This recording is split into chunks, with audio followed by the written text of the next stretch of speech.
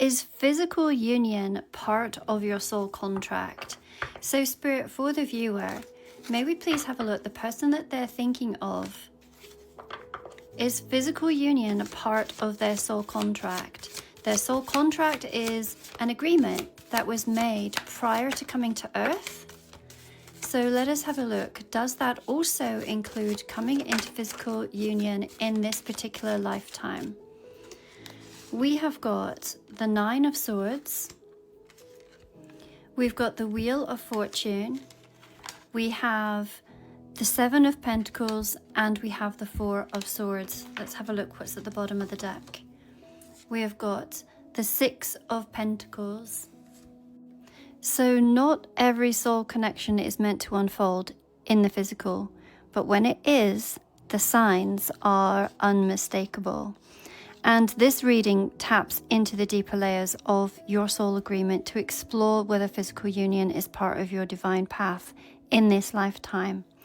And we are going to begin with the energy of fate itself, guided by this absolutely stunning Wheel of Fortune card.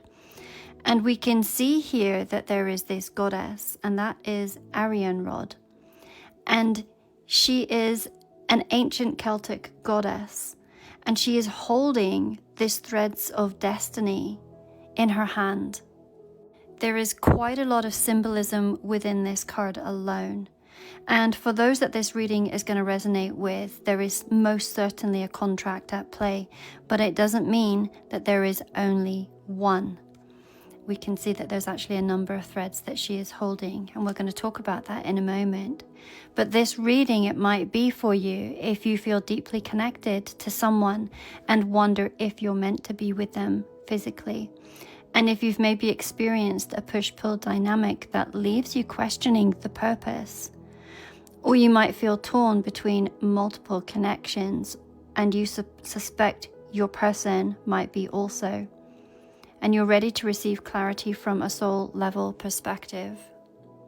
I could quite literally do the whole reading from this one card alone. So it certainly sits at the heart of this reading, and it casts this golden glow over everything else. So as I mentioned, this is the goddess Arianrod, the Celtic goddess of fate and time. And this confirms that there is a soul contract at play. And for many of you, it might not be as linear or as singular as you maybe once believed. Look at the imagery with me. I'm going to bring the card closer to you. Can you see that there are three figures within the wheel? And there is also this triskel that often indicates three. Now, I know it might be more difficult for you to see, but actually there are three threads that are also here, and they wind from her belt. And these three figures and these three golden threads that she's holding, they suggest that this is a path shaped not by one destined encounter, but by the interplay between multiple sacred contracts. So if you felt pulled between two people and two connections that maybe mirror, challenge, or awaken you, this card reflects that you might be dancing with more than one soul partner in this lifetime. Now, as I mentioned, these threads, they seem to be coming from her girdled waist. And this symbology, it links you back to your own core power and your purpose and your sensuality. And these aren't random encounters, they are intricately tied to your personal evolution. We see the energy that is being formed, like an old-fashioned spinning wheel, is ancient. And this reminds us that what is meant for you cannot miss you, but it may come in cycles. I'm also noticing the very autumnal colors. We see that there are the orange and yellow leaves here, and even her dress is the red and the gold. And this suggests a season of transition. So you might be moving from one phase of love into another, from some sort of internal weaving of longing and grief or growth into a very tangible new beginning. So this could be a sign that physical union is part of your journey, but only as one piece of a much larger soul tapestry. Taking this information and then moving on to the Nine of Swords, this is the sacred dilemma. So within this card, we witness the deep and often hidden anguish of a soul who must choose between truth and tradition, and longing and loyalty, or fate and fear. So this card, it does not simply depict sleepless nights. It reveals the cost of clarity, especially when love challenges the man-made rules of this world. There is some symbology in this card that you may not have noticed before. We can see that there is an engraving on the bed frame, and this is actually depicting a betrayal. And this anchors us in the very real fear that following our heart might hurt others or ourselves. And yet we must ask, is it betrayal to honor a soul truth, or is the real betrayal in denying it? Then I want us to look at the swords placements here.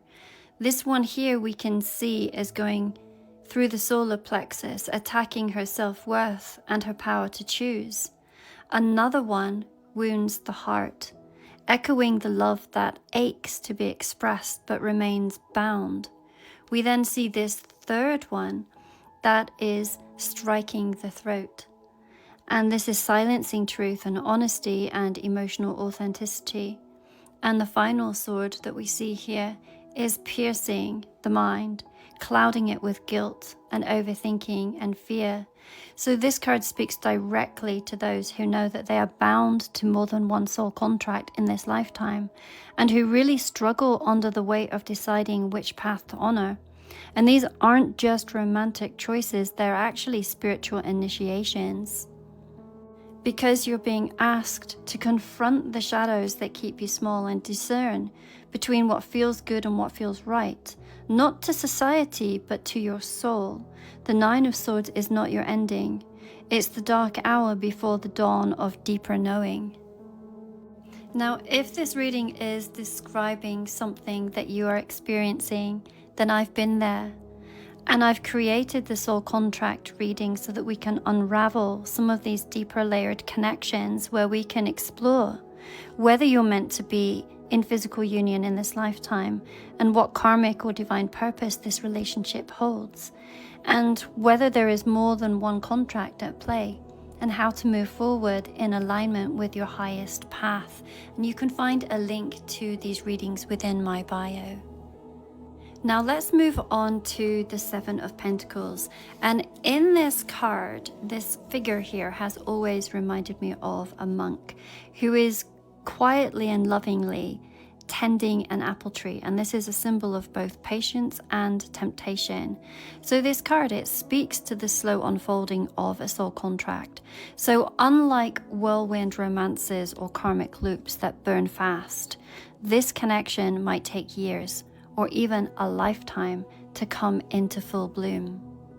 The apple tree introduces deeper symbolic layers. So in many traditions, apples represent forbidden knowledge and soul lessons and divine timing. From the biblical story of Adam and Eve right up to the myth of Avalon, the apple, it holds a sacred duality, and it tempts us towards union, but it also initiates us into deeper truths. And here it suggests that union isn't about rushing into love, but about cultivating wisdom, maturity, and alignment over time. So this card is a gentle but profound reminder that not everything meant for you arrives quickly. Some contracts ripen slowly, just like this fruit. Then we have this very, very unusual depiction of the Four of Swords. And this to me is talking about rest after the battle and grief before the union. So in this particular card, we can see a woman in full warrior armor lying on the earth in a state of stillness. And her body language, it speaks not of death, but that of deep rest. I don't know if you notice in the background, but there is this tree shaped like a woman in sacrifice. And this suggests that in order to come into union, there's a part of self that may have had to surrender or be surrendered. And this might represent an old identity or another relationship, or even a version of love rooted in illusion. I'm completely running out of time, but in conclusion, this is saying that not all soul contracts lead to physical union right away.